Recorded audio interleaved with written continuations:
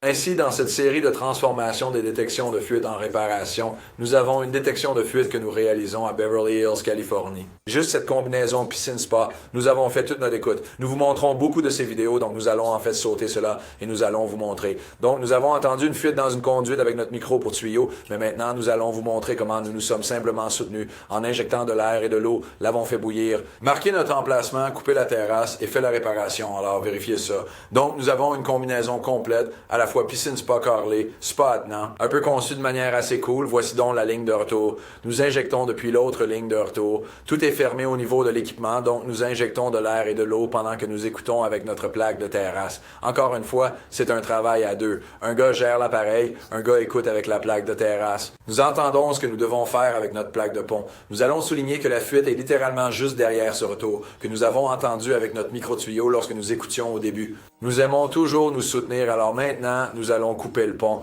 Nous allons tout dégager, descendre à ce que nous devons atteindre, et ici, vous allez voir le tuyau fuir. C'est juste à cause du poids de l'eau qui pousse. C'est fissuré au raccord en PVC. C'est au 45 et ça se précipite vers l'avant. C'est ainsi que nous venons de couper cette fuite, et encore une fois, nous allons installer une boucle de plombier pour faire la réparation. Donc, nous allons découper une section, nous allons redresser les deux. Regardez et voyez le tuyau fissuré. C'est très courant dans ce que nous voyons, que ce soit à 45, 90 ou peu importe.